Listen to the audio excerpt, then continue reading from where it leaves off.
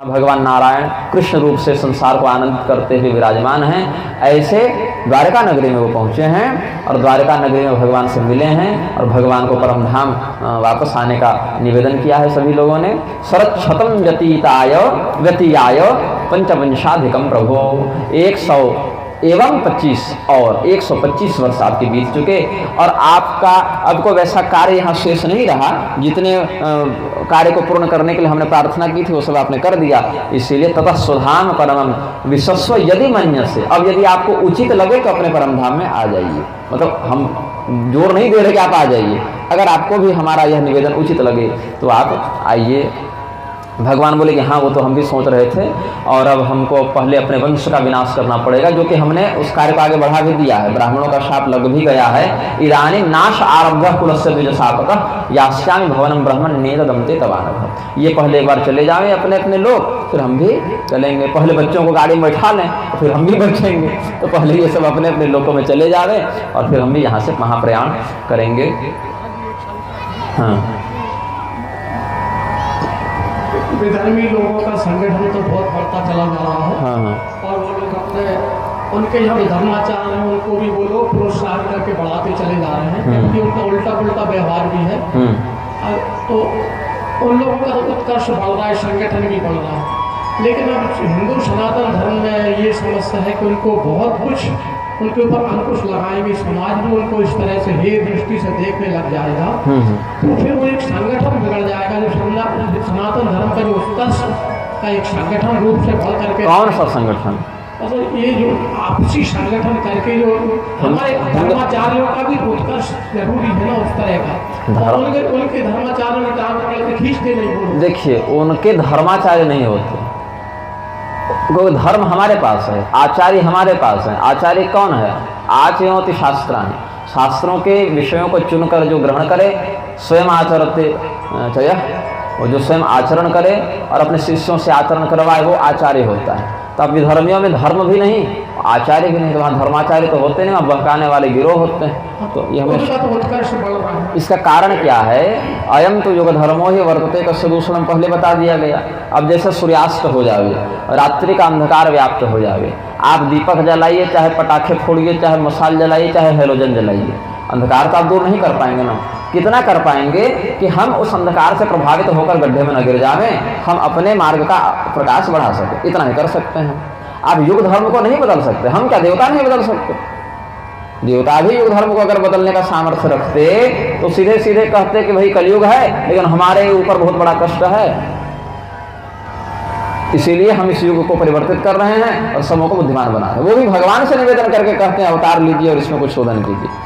तो युग धर्म जो है उसका प्रभाव तो अपरिहार्य होता है।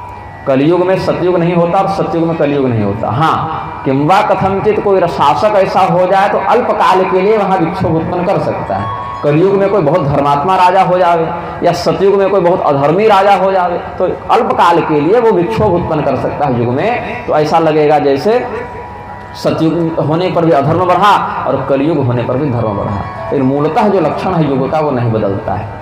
और ये एक पीढ़ी दो पीढ़ी की चिंता रहे चाहे सैकड़ों पीढ़ी की चिंता रहे, कलयुग अपना प्रभाव तो दिखाए, क्योंकि कलयुग समाज और जनसंख्या पर असर नहीं करता, वो मन पर असर करता है, मानसिकता पर असर करके सीधे आचरण को प्रभावित करता है। आप संगठन बनाकर किसी को सदाचारी बना दीजिएगा क्या?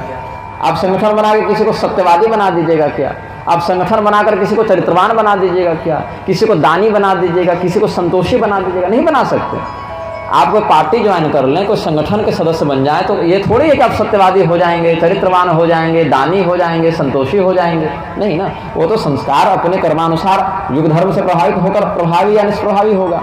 संगठन बनाने से इतना अवश्य हो सकता है कि आपकी एक जनसंख्या एक जगह इतनी संख्या में दिखेगी, लेकिन वो जो संख्या दिख रही है उसमें जो 1000 लोग आए हैं उसमें अगर 900 लोग व्यभिचारी हैं और झूठे हैं तो धार्मिकों का संगठन कहलाएगा कि अधर्मियों का संगठन कहलाएगा, चाहे आप अपने नाम के आगे कोई भी संप्रदाय और धर्म संस्था लगा लें।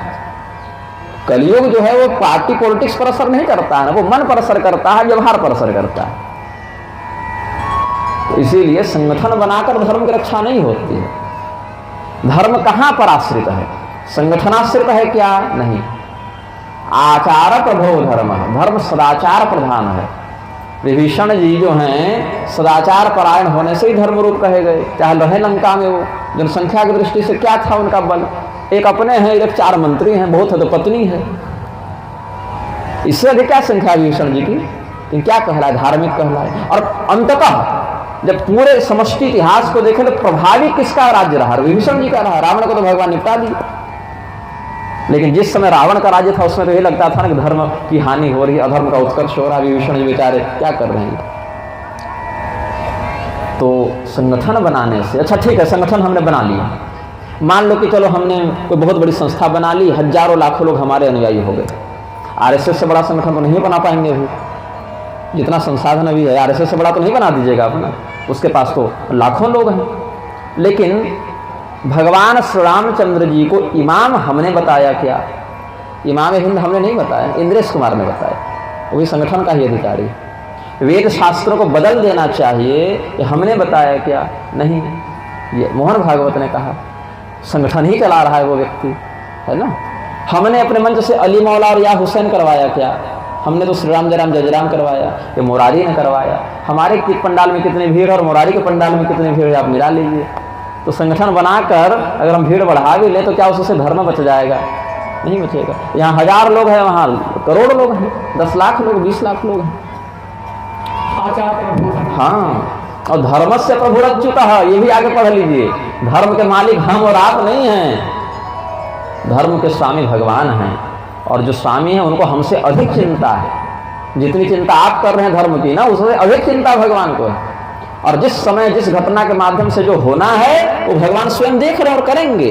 हाँ, हमें इतना अवश्य करना है, अपनी जानकारी में, अपने सामर्थ्य के अंतर्गत हम धर्म के मार्ग से न भटकें, हम संतों का आश्रय न छोड़ें, हम भगवान की आज्ञा जो वेद पुराण शास्त्र हैं, हमारे जो कुल मर्यादा है, वर्ण मर्यादा है, आश्रम मर्यादा है, उसका परित्याग न करें। ये हम अपनी ओर से कर सकते हैं। एक युग को परिवर्तित हम और आप नहीं कर सकते जब तक उसका उचित काल और उचित विनियोग नहीं होगा। जिस समय महाभारत होनी उसी समय होगी, चाहे आप गांडीव लेकर बैठे रहें, चाहे आप भीमसेन की गदा लेकर बैठे रहें और आपकी आंखों के सामने चीरहरण होता है द्रौपदी का, लेकिन महाभारत नहीं होना है उस समय तो नहीं होगा। और जिस समय होना है उस समय चाहे आपके सामने भीष्म खड़े हों, चाहे द्रोण खड़े हों, चाहे 2-2 चिरंजीवी खड़े हों, सोखा मार के पास जाए, फिर आपको कोई हरा नहीं पाएगा। ये ध्यान में रखिए। अब आजकल नेताओं के भरोसे लोग धर्म बचाएंगे, एसोसिएशन के भरोसे बचाएंगे, तो कहाँ से धर्म बचेगा बताइए।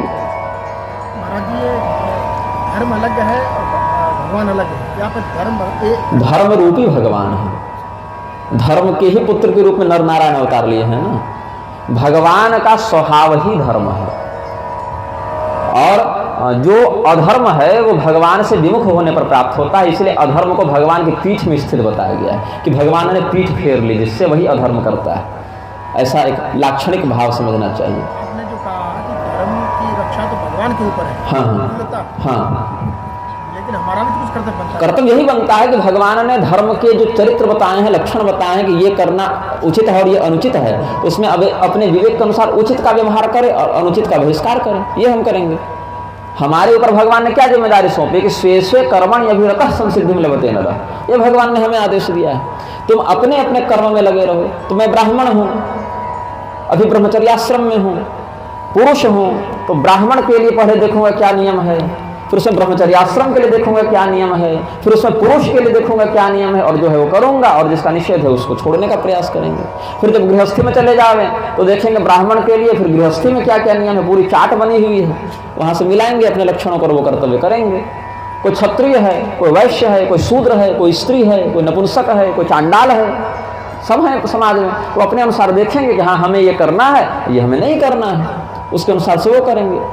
भगवान धर्म की रक्षा करते हैं, धर्म के अधिष्ठान देता भगवान। व्यवहारगत धर्म जो है वो भिन्न होता है, धारणात्मक धर्म भिन्न। धर्म देखिए व्यापक शब्द है, एक शब्द मासिक धर्म भी है। धर्म में मासिक धर्म शब्द है ना, वो क्या धर्म है भैया, उसको आप अनुवाद करेंगे तो मंथली रिलीजन तो कहेंगे नहीं कहेंगे ना अनुवाद में। तो धर्म व्यापक शब्द है, कहीं कहीं सदाचार को धर्म कहा गया है, लेकिन अगर हम कहेंगे बलात्कार धर्म है तो विवाद हो जाएगा। वहाँ धारणा परक धर्म है, वहाँ पर क्या होगा, ये पैशाचिक धर्म है, मतलब पिशाचों ने इस स्वभाव को धारण किया है। तो 12 प्रकार के धर्म हो जाते हैं। ये पिशाच है तो खून पीना ही इसका धर्म है, दूसरे की स्त्री से बलात्कार करना ही इसका धर्म है। वहां धर्म का अर्थ सदाचार नहीं होगा, वहां धर्म का अर्थ है स्वभाव को धारण करना।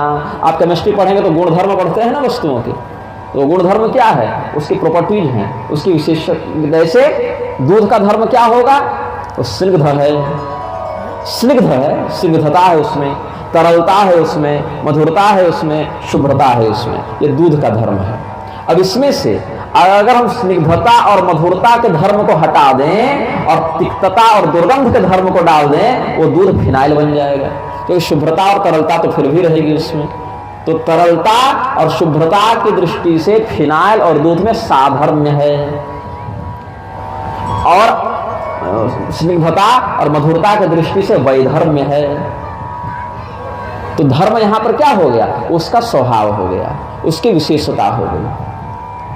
जैसे पुष्प में जो सुगंध है वह उसका धर्म है, क्योंकि उसने उसको धारण किया है। तो रजो धर्म से युक्त होते हैं, मतलब उसको धारण करते हैं। यहां पर धर्म कुछ और है, और यहां पर धर्म जो है वो कर्तव्य के लिए कहा गया कि देखो तुम्हारा यह धर्म है, राजा का यह धर्म है, पुत्र का यह धर्म है, पत्नी का यह धर्म है, स्त्री का यह धर्म है, शिष्य का यह धर्म है। वहां कर्तव्य परक धर्म होता है कि राजा का यह कर्तव्य है, राजा का यह धर्म मतलब राजा ऐसा करे, यह उचित है, राजा के लिए ऐसा व्यवहार उचित है, पुत्र को ऐसा करना अभिष्ट है, यह उसके उचित मार्ग है, यह उसके लिए कल्याण का मार्ग है, श्रेय का मार्ग है। वहां पर धर्म कुछ और है। और फिर एक तीसरा प्रकार का क्या है कि धर्म वह है जो हमें किसी भी प्रकार से किसी भी काल में उन्नति की ओर ले जाए, अवनति की ओर न ले जाए। यहां पर पारिस्थितिक हो जाता है धर्म, यहां पर कोई भी क्रिया धर्म बन जाती है। जैसे अगर मैं पूछूं कि झूठ बोलना धर्म है कि सच बोलना धर्म है, तो अगर ये प्रश्न करेंगे हम, तो यहां पर होगा कर्तव्य परक धर्म क्या है, मतलब तो आप बोलेंगे सच बोलना धर्म है और झूठ बोलना अधर्म है। अब हम इसी को पारिस्थितिक धर्म में परिवर्तित करके बताएंगे कि आप जो हैं अपने घर में बैठे हुए हैं और सामने से एक गाय किसी कसाई के हाथ से छूटकर भागी और आपके घर के पीछे छिप गई। अब वह कसाई आपके पास आकर कहता है कि बताओ वो गाय कहाँ गई। अब आप जानते हैं अगर हमने पता बता दिया वो कसाई गाय को काट देगा। अब इस परिस्थिति का चिंतन करके पूछूं झूठ बोलना धर्म है कि सत्य बोलना धर्म है, तो यहाँ पर तुरंत वो विपरीत हो गया और कहेंगे यहाँ तो झूठ बोलना ही धर्म है। कह दो कि हमने गाय को नहीं देखा या हम नहीं जानते गाय, अब जानते हैं कहाँ है गाय, लेकिन यहाँ पर झूठ बोलिएगा वही धर्म हो जाएगा। ये पारिस्थितिक धर्म हो गया। यहाँ धर्म के वास्तववर्ती धर्मों रक्षक की रक्षा, तो ये अब आप ये करें कि धर्म की रक्षा के मूल अधिष्ठा देव तो भगवान। हाँ, यहाँ पर ये धर्म जो है ना कर्तव्य परायण धर्म है कि कर्तव्य का विरोध करने से व्यक्ति अंततः अपनी हानि करता है और अपने कर्तव्य मार्ग पर निष्ठा रखने से व्यक्ति अंततः अपना उद्धार करता है। स्वकर्मात्मध्यर्चो सिद्धम विन्दति मानवः 18वां अध्याय देखिए, उसमें 2-3 श्लोकों में ही सब समाधान कर दिया भगवान ने। अब जैसे एक श्लोक बड़ा प्रसिद्ध है, स्वधर्मे निधनम श्रेयः परधर्म भयावह। या परधर्म का और स्वधर्म का क्या अर्थ है? स्वधर्म का अर्थ यह है आपका अपना धर्म। यहाँ हिंदू मुसलमान नहीं कहा भगवान ने, आपके धर्म से तात्पर्य यदि आप ब्राह्मण हैं तो आपके लिए क्षत्रिय वैश्य शूद्र के लिए जो काम भगवान ने बताए वो करना भी विधर्म है, परधर्म है। अगर आप स्त्री हैं तो पुरुषोचित कर्तव्य करना आपके लिए अधर्म है, अगर आप पुरुष हैं तो स्त्रियोचित कर्तव्य करना आपके लिए परधर्म है। हाँ, आपद धर्म में कुछ छूट है, लेकिन अगर सामान्य स्थिति है तो वो परधर्म ही है। और अर्जुन यहाँ क्या कर रहे थे क्षत्रिय और ब्राह्मण का काम करना चाहते थे, श्रेयो भोक्तुम भक्षमपि है लोगे। भगवान ने कहा नहीं, क्षत्रियों के लिए यह कर्तव्य है, यह उनका धर्म है, और तुम परधर्म का आश्रय ले रहे हो, इसीलिए तुम फंसोगे, तुम पतित हो जाओगे, तुम कर्तव्य विमुख हो जाओगे। तुम अपने कर्तव्य का पालन करो। सुखिनः क्षत्रियाः पार्थ लभन्ते युद्धमिन्द्रियं, सब बताया भगवान ने। तो इसीलिए धर्म शब्द बहुत व्यापक है, इसकी कोई एक निष्ठ परिभाषा दे दे तो दूसरे स्थिति में परिभाषा खंडित होने लग जाती है। तो कहीं पर अपने शरीर में या उस तत्व में जो लक्षण विद्यमान हो, लक्षणों को ही धर्म कर दिया गया। हाँ, इसमें जैसे ये पत्ता है, इसमें हरा रंग है, तो हरा रंग होना इसका धर्म है, इसने इसको धारण किया है। ये पीतल है, पीतल में खट्टा डालेंगे तो खट्टा विकृत होने लगेगा, इसका धर्म है ये खट्टे को विकृत कर देता है, इसका धर्म है। और कहीं सदाचार को धर्म कहा गया है, कहीं परिस्थिति को धर्म कहा गया है। एष धर्म सनातना, हे राजन यहाँ पर ऐसा करना ही धर्म का मत है, ऐसा कहते एष धर्म सनातन ऐसे करके। दृष्टि में झूठ बोला ना, वो तो अश्वत्थामा वाले प्रकरण में ना। ऐसे ही कोई व्यक्ति मान लीजिए एक मुकदमा चल रहा है, हाँ और वो भी जानता है मैं झूठ बोल रहा हूँ, हाँ और एक सज्जन व्यक्ति है हाँ वो सत्य बोलता है, हाँ ठीक है।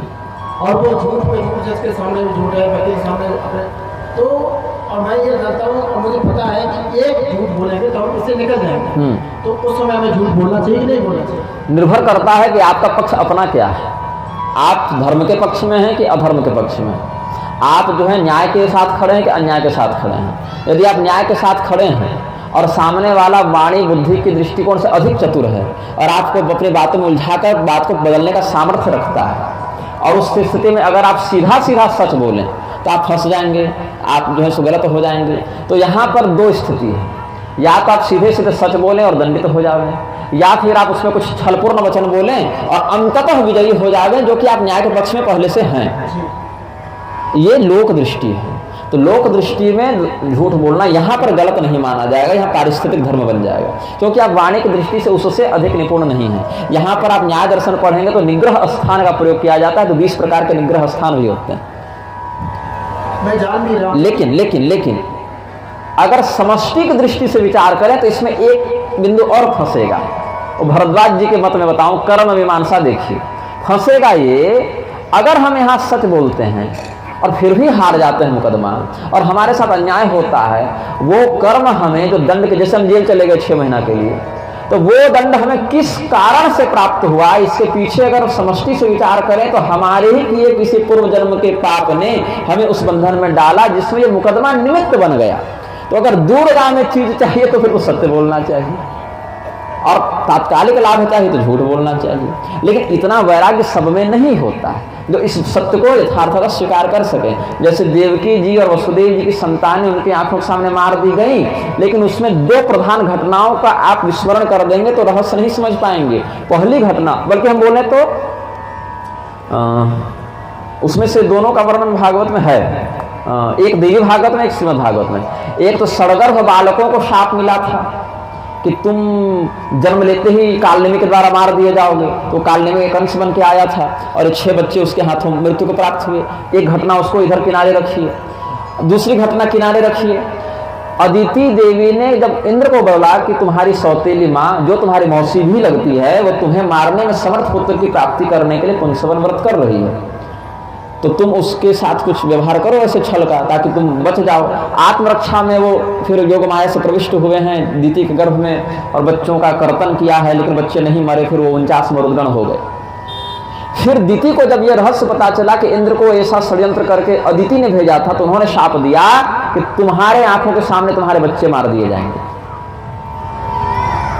कश्यप अदिति को ये शाप मिला। अब ये घटना, इधर सड़गर्भ बालकों को शाप, उधर कश्यप अदिति को शाप।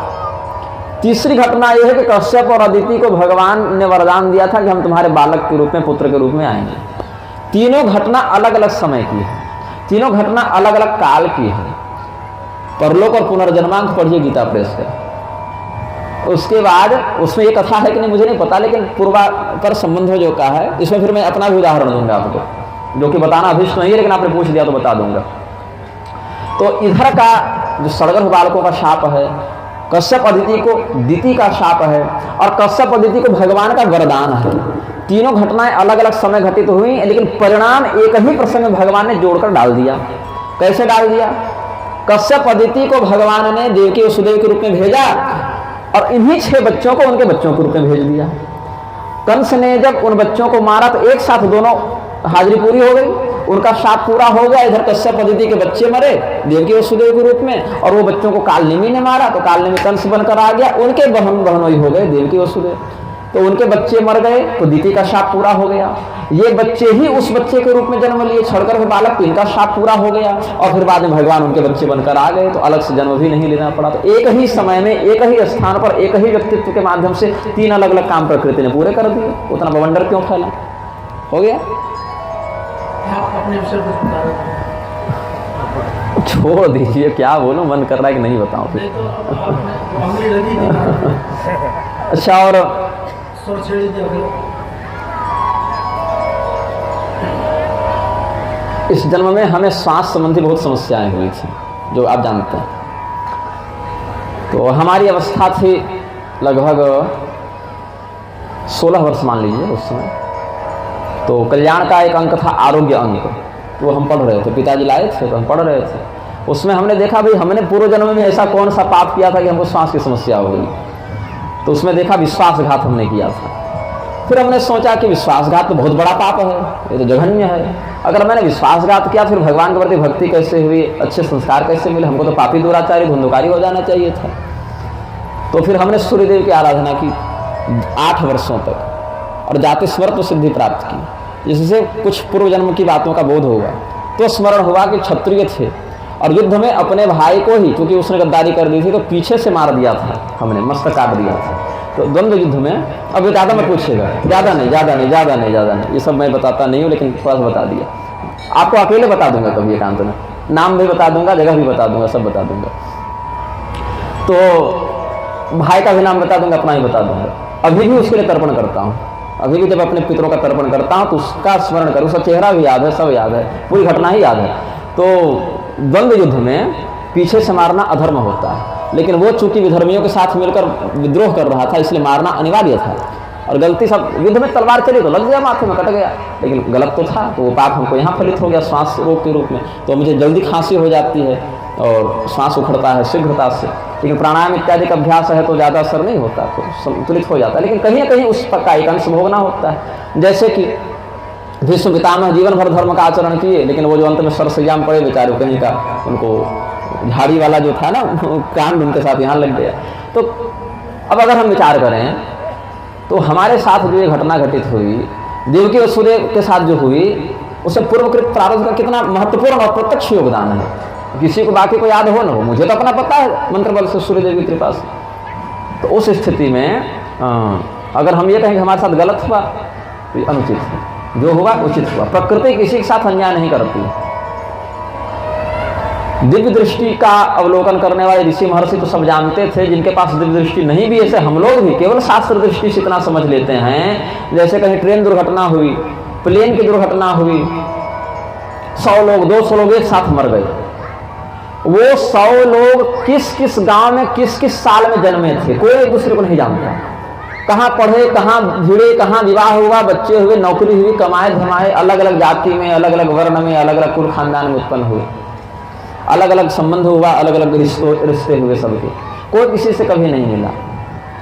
लेकिन सबों की मृत्यु एक ही समय में होनी थी। तो प्रकृति ने एक ट्रेन बनाई, उस पर सबको बैठा दिया, एक जगह यात्रा में भेज दिया और ट्रेन का एक्सीडेंट हो गया। उतने जीव जो कहाँ कहाँ से क्या करके आए थे, एक साथ एक घटना में मृत्यु को प्राप्त हो गए। उसी में किसी गोदी में एक बच्चा था, वो बच गया, वो उसमें सम्मिलित नहीं हो पाया क्योंकि उसका प्रारब्ध वहाँ पर वहाँ नहीं फलित होना था, इसीलिए, नहीं तो वो बच्चा भी मर जाता। प्लेन दुर्घटना हुई, 300 यात्री थे उस प्लेन में, 200 मरे, 50 घायल और 50 ठीक है। क्यों? एक ही घटना से अलग अलग परिणाम हो गया, क्योंकि मृत्यु केवल उनकी निश्चित थी, प्रकृति ने उनको वैसा किया। कुछ के केवल अंग भंग हो गया और कुछ को कुछ भी नहीं हुआ, बिल्कुल सुरक्षित रह गए। अभी पांडे जी हमको प्रातःकाल एक वीडियो दिखा रहे थे लोरमी का, जो नहीं था वो 2 साल पहले का वीडियो था, कि किसी दुष्ट ने किसी छोटे से नवजात बच्चे को ऐसे सड़क पर छोड़ दिया था। बच्चा जन्म लिया तो बहुत से दुष्ट लोग आजकल छोड़ देते हैं, तो रात भर कुत्ते उसकी रक्षा करते हैं बच्चे की। बताइए, कुत्तों ने नहीं बचाया उसको, उसी के किए प्रारब्ध ने धर्म रूप में उसकी रक्षा की है। वहाँ कुत्ता क्यों नवजात की रक्षा करेगा भाई? क्योंकि इसी समाज में ऐसे उदाहरण देखने को मिलते हैं कि एक कुत्ता दूसरे कुत्ते के बच्चे को मार दे रहा है, अपनी प्रजाति में मार दे रहा है कि नहीं? कई बार अपने बच्चे को मार देता है, बिल्ली कुत्ता ये सब कई बार अपने एकाध बच्चे को मार दें, या कई बार मालिक पर झपट्टा, जो कुत्ते पालते हैं उन्होंने भी मालिक के ऊपर झपट्टा कर दें, तो पड़ोसी को काट लें, तो कुछ भी कर दें। लेकिन उन कुत्तों ने, तो कुत्ता तो एकादशी किया नहीं था ना, शाकाहारी तो था नहीं, वो तो मांसाहारी है, पशु है। लेकिन उस कुत्ते ने उस, जबकि नए बच्चे में के शरीर में गंध होती है, गर्भ की गंध, वो नए मांस की गंध से कुत्ते जल्दी आकर्षित होते हैं, लेकिन नहीं खाया बच्चे को, उसकी रक्षा करते रहे, घूमते रहे। उधर गाड़ियां नहीं आने दिया, उधर किसी और दूसरे हिंसक प्राणी को नहीं आने दिया। क्यों? कुत्तों ने नहीं बचाया, बचाया उसी के प्रारब्ध ने, त्रायते महतो भयात, जिस धर्म का उसने अनुसरण किया था। नहीं तो बच्चे का क्या पुरुषार्थ, न उस बच्चे ने कभी कुत्ते को रोटी डाली, न कोई मंत्र जपा इस जन्म में, न कोई तपस्या की इस जन्म में, तो कैसे बच गया वो? कोई तो है ना जो देख रहा है सब कुछ, किसी के रजिस्टर में तो सब लिखा जा रहा है ना। यहाँ से ये संचालित हो रहा है। तब ना मांडव्य ऋषि पहुंच गए थे हिसाब लेने कि हमको कैसे सूली चढ़ गई भाई, कैसे मिल गई, तो भैया तुम्हारा ये हिसाब है, तो इसमें ये गड़बड़ है, ये गड़बड़, ऐसा होगा। क्यों चर्चा हुई यहाँ पर? क्योंकि कहीं तो वो रिकॉर्ड रूम है, कहीं तो उसका हिसाब किताब लिखा जा रहा है ना। तो इसीलिए पारिस्थितिक रूप से जो कूटनीति का प्रयोग करते हैं, अधर्म का व्यवहार करते भी हैं, उनको लोक दृष्टि से नहीं लगता है उतना भीषण पाप। पाप थोड़ा बहुत लगता है, थोड़ा बहुत दंड होता है, लेकिन स्पष्ट पाप नहीं लगता अगर उनका मूल उद्देश्य न्याय और सत्य की विजय हो। इसीलिए जयद्रथ प्रसंग में, अश्वत्थामा प्रसंग में भगवान ने थोड़ा सा माया का प्रदर्शन किया है, लेकिन वहाँ पर मूल उद्देश्य क्या था कि धर्म की विजय हो। और उसी के लिए साम दाम के साथ दंड और भेद भी बताए गए। ये भेद नीति का ही एक प्रभेद है, छलपूर्वक वचन कहते हुए दुष्ट की दुष्टता का, क्योंकि यस्मिन यथा वर्तते यो मनुष्यस्तस्मिन तथा वर्ततव्य सधर्म। महाभारत, कोई व्यक्ति आपसे माया करेगा तो उसको माया से ही झराना पड़ता है।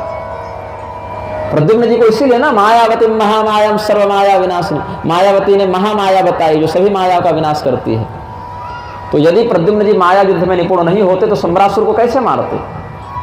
हाँ, इसलिए मायावी को माया से जीतना पड़ता है, कपटी व्यक्ति को कपट से हराना पड़ता है, नहीं तो आप हार जाइएगा फिर।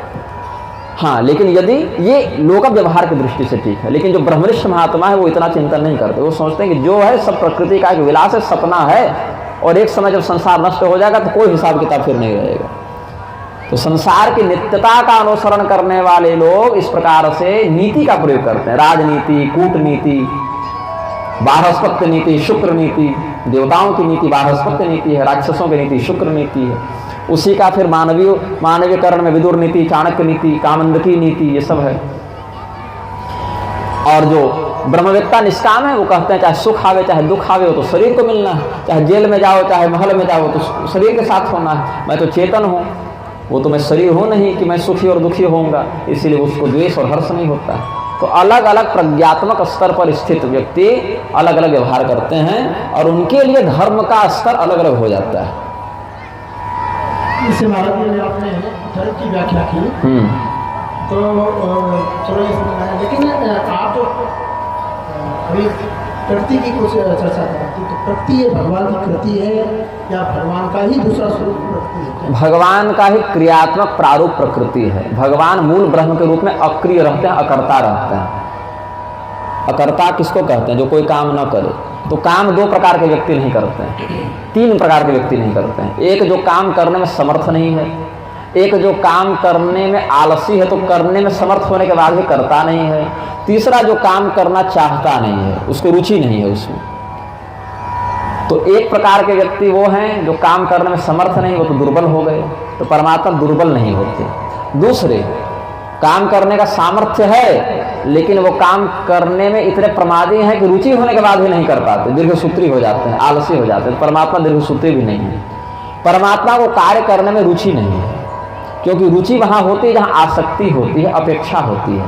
परमात्मा अनासक्त निरपेक्ष चेतन है, इसीलिए आसक्ति के अभाव के कारण, अपेक्षा के अभाव के कारण परमात्मा अक्रिय है, मतलब अकर्ता है, कुछ करते नहीं हैं।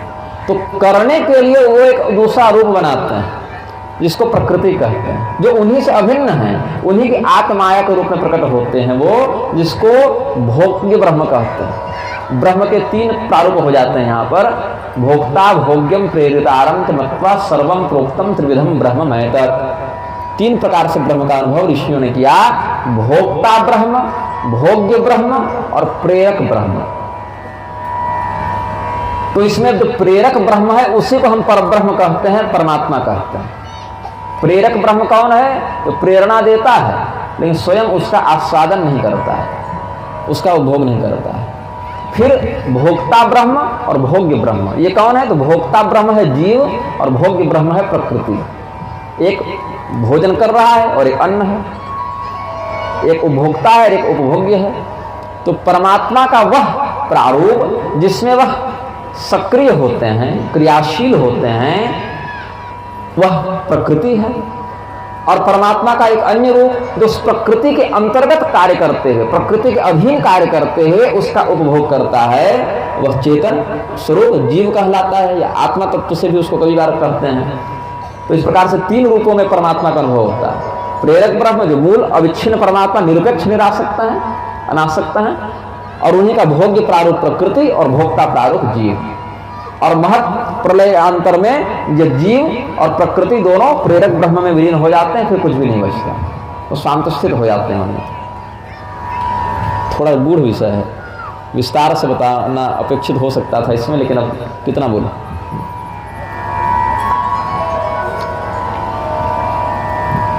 अब इतने लोग बैठे हैं और हल्ला कोई नहीं कर रहा, यह प्रसन्नता का विषय, क्योंकि ये विषय सबको रुचिकर नहीं लगता है। क्योंकि मैं जो बोलता हूँ उसमें जिन शब्दों का प्रयोग किया जाता है बहुधा वो ऊपर ऊपर से निकल जाते हैं कि क्या बता रहे हैं। ये दोनों आपस में बैठ के तो चर्चा करने लगे, कोई पूछ रहा है, कोई बता रहा है, और क्या बोल रहे हैं समझ में नहीं आ रहा, ना प्रश्न ही समझ में आएगा ना उत्तर ही समझ में आएगा।